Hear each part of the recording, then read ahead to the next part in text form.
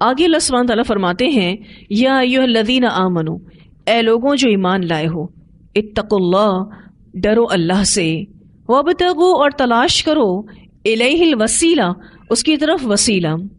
وسیلہ کہتے ہیں وہ چیز جو اللہ کے قریب کرے۔ وجاہدوا، اور جہاد کرو، فی سبیلہ، اس کے راستے میں، لعلکم، تاکہ تم، تفلحون، تم فلاح پا جاؤ۔ اس آیت میں تقوی، وسیلہ اور جہاد فی سبیل اللہ کا حکم دیا جا رہا ہے۔ اللہ تعالیٰ اپنے مومن بندوں کو یہ حکم دے رہے ہیں کہ وہ اس کا تقوی اختیار کریں اور اس کا قرب تلاش کریں اور اس کے راستے میں جہاد کریں تاکہ وہ فلاح پا جائیں۔ اتقوا اللہ کے بارے میں تو ہم کئی بار پڑھ چکے ہیں۔ تقوی ایسی اطاعت جس کو کر کے اللہ کو راضی کرنا مقصود ہو۔ تقوی اللہ سے ایسی محبت کہ جس میں نیک عمل کیے جائیں اور مقصود کیا ہو؟ اللہ کو راضی کرنا، اور اللہ کا ایسا خوف جس سے انسان اپنے آپ کو گناہوں سے بچائے، جس کا مقصود یہ ہو کہ کہیں اللہ ناراض نہ ہو جائے۔ اگلی بات، وابتغوا الیہ الوسیلہ، اور تلاش کرو اس کی طرف وسیلہ۔ وسیلہ کی 3 جائز صورتیں ہیں۔ نمبر 1، اللہ کے نام اور اس کی صفات کے ساتھ مانگنا۔ یہاں جو بات ہو رہی ہے وابتغوا الیہ الوسیلہ، اس کا ایک معنی یہ ہے کہ اللہ کے نام اور اس کی صفات کے ساتھ مانگنا۔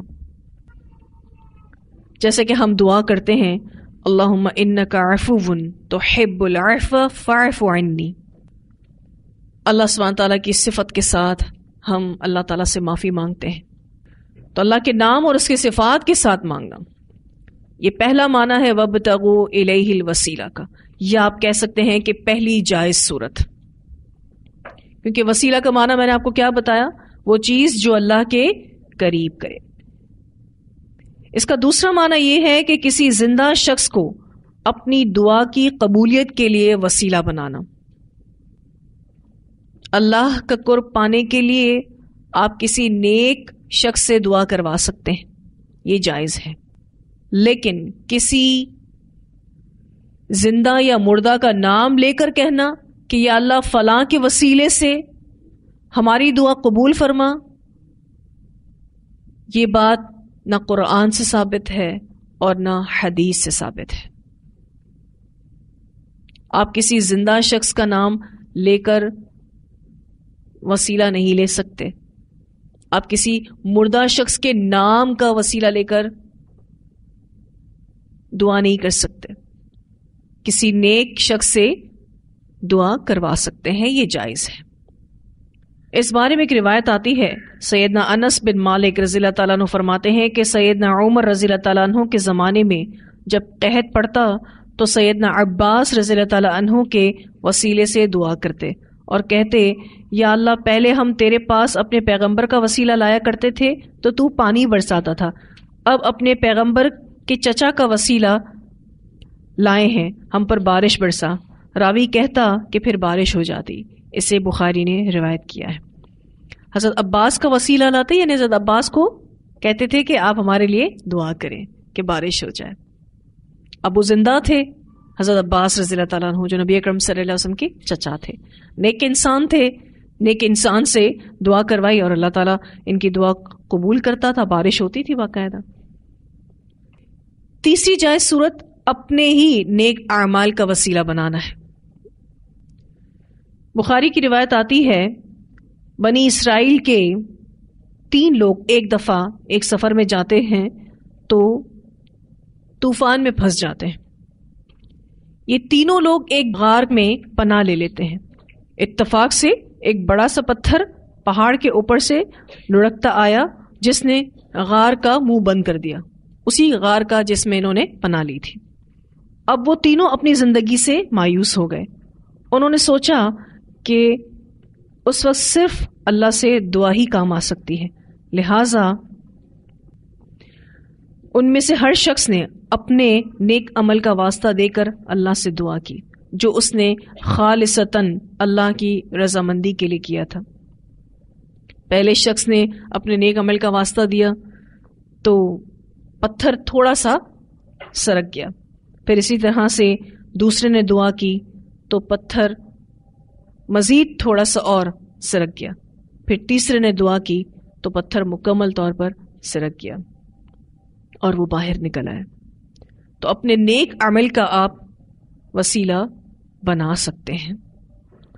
تو پہلی جائز صورت کیا تھی کہ اللہ کے نام اور اس کی صفات کے ساتھ آپ دعا مانگیں، اللہ اس کو قبول کرنے والا ہے انشاءاللہ تعالی۔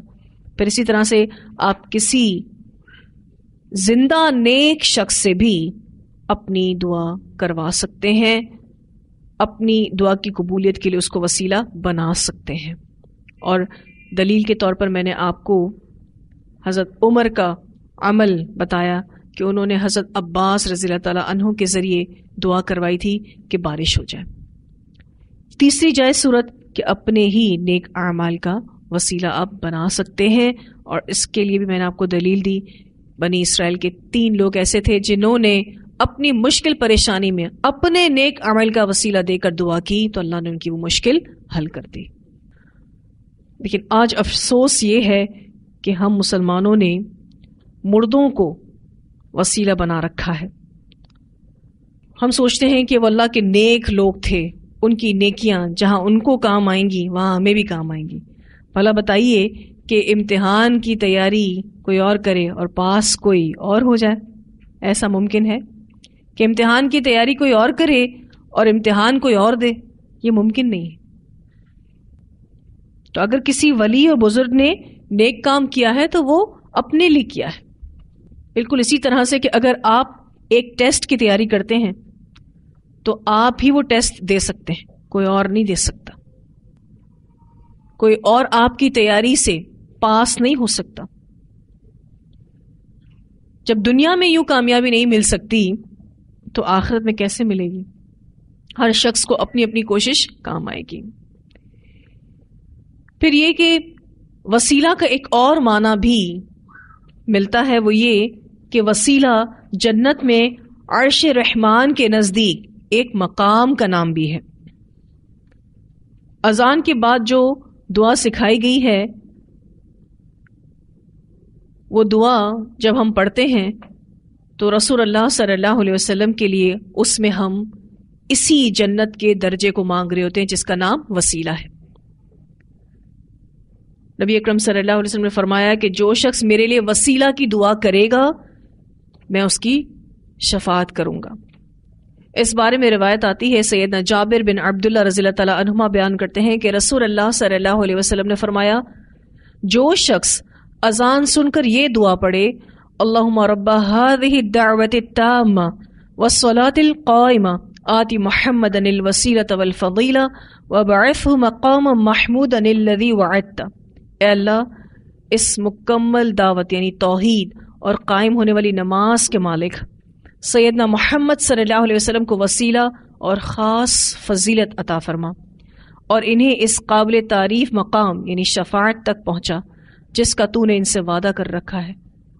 تو اس شخص کے لیے قیامت کے دن میری شفاعت واجب ہو جائے گی۔ اسے بخاری نے روایت کیا ہے۔ اسی طرح ایک اور روایت بھی آتی ہے جس میں یہ بتایا گیا کہ وسیلہ ایک مقام کا نام ہے۔ سیدنا عمر بن عاص رضی اللہ تعالیٰ عنہ بیان کرتے ہیں کہ انہوں نے رسول اللہ صلی اللہ علیہ وسلم کو یہ ارشاد فرماتے ہوئے سنا، جب تم مؤذن کو سنو تو اس طرح کہو جس طرح وہ کہتا ہے، پھر مجھ پر درود بھیجو، جس نے مجھ پر ایک بار درود پڑھا اللہ تعالیٰ اس پر 10 بار رحمت نازل فرمائے گا۔ پھر میرے لیے وسیلہ کی دعا کرو۔ وسیلہ جنت کا وہ عظیم مقام ہے جو بندگان الہی میں سے یعنی اللہ کے بندوں میں سے صرف ایک ہی کو نصیب ہوگا، اور مجھے امید ہے کہ وہ بندہ میں ہوں گا، لہٰذا جس نے میرے لیے وسیلہ کی دعا کی تو اس کے لیے میری شفاعت واجب ہو جائے گی۔ اسے مسلم نے روایت کیا ہے۔ تو ایک اور معنی وسیلہ کا ملتا ہے، وہ یہ کہ یہ ایک بلند ترین مقام ہے جو عرش رحمان کے نزدیک ہے، اللہ کے عرش کے نزدیک ہے۔ پھر اللہ سبحانہ تعالیٰ فرماتے ہیں وَجَاهِدُوا فِي سَبِيلِي، اور جہاد کرو اس کی راہ میں۔ جہاد بھی مختلف قسم کے ہوتے ہیں۔ جہاد بالنفس، جہاد بالقرآن جس کو جہادن کبیرہ کہا گیا، اسی طرح سے جہاد بالقلم، جہاد باللسان، جہاد بالمال. جہاد کئی قسم کے ہوتے ہیں، اور جو بھی کوشش اللہ کے دین کو سر بلند کرنے کے لیے کی جائے گی اللہ اس کی ضرور قدردانی کرے گا. تو یہاں اللہ سبحانہ تعالیٰ حکم دے رہے ہیں کہ اللہ کے راستے میں جہاد کرو. آپ کہہ سکتے ہیں کہ اصل وسیلہ اللہ کی راہ میں جہاد ہے، یعنی آخرت کی کامیابی کے لیے بہترین وسیلہ جہاد ہے. پھر وہ جہاد بالنفس ہو، جہاد بالمال ہو، جہاد باللسان ہو، جہاد بالقلم ہو، یا پھر جہاد بالقرآن ہو. کوئی بھی کوشش اسلام کی سر بلندی کے لیے کی جائے گی اللہ کے قرب کو پانے کا ذریعہ ہے. ایک روایت آتی ہے رسول اللہ صلی اللہ علیہ وسلم نے فرمایا، مشرکوں کے خلاف اپنے مالوں، اپنی جانوں اور اپنی زبانوں کے ذریعے جہاد کرو. اسے ابو داؤد نے روایت کیا ہے. اسی طرح ایک اور روایت آتی ہے رسول اللہ صلی اللہ علیہ وسلم نے فرمایا، جس نبی کو بھی اللہ تعالیٰ نے کسی امت کی طرف مبعوث فرمایا تو اس کی امت میں سے اس کے حواری اور اصحاب ہوتے ہیں، یعنی اس کے سپورٹیو ہوتے ہیں، جو اس کی سنت کے پابند ہوتے تھے اور اس کے حکم پر چلتے تھے. پھر ان کے بعد ایسے ناخلف لوگ آتے گئے کہ وہ جو کہتے تھے وہ کرتے نہیں تھے، اور ایسے کام کرتے تھے جن کا انہیں حکم نہیں دیا گیا تھا. تو جس شخص نے ایسے لوگوں سے ہاتھ سے جہاد کیا وہ مومن ہے، جس نے ان سے زبان سے جہاد کیا وہ بھی مومن ہے، اور جس نے ان سے دل سے جہاد کیا وہ بھی مومن ہے. اور اس کے بعد تو رائے کے دانے کے برابر بھی ایمان نہیں رہتا.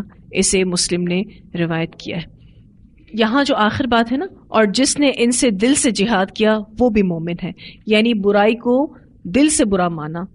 اس کے بعد تو یعنی اگر یہ بھی کسی کو فیلنگز نہیں ہے، اس کے بعد تو رائے کے دانے کے برابر بھی ایمان نہیں رہتا. اسے مسلم نے روایت کیا ہے.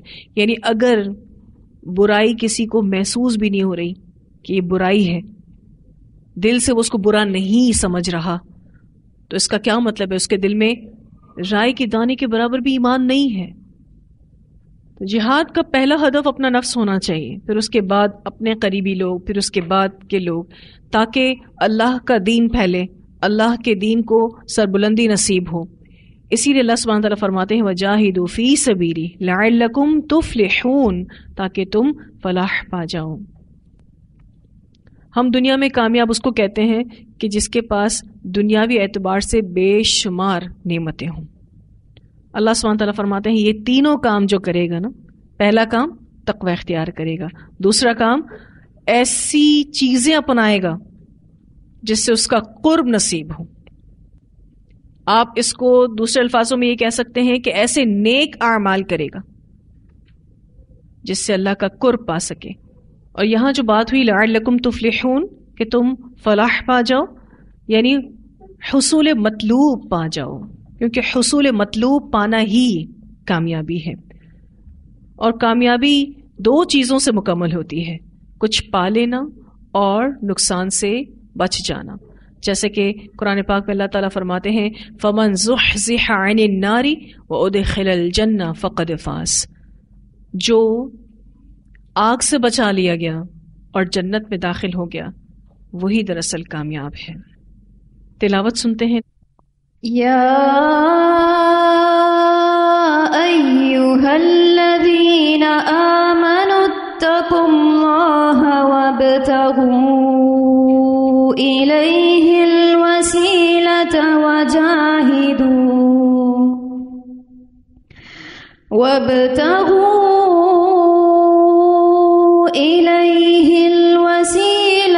وجاہدوا فی سبیلہ لعلکم تفلحون.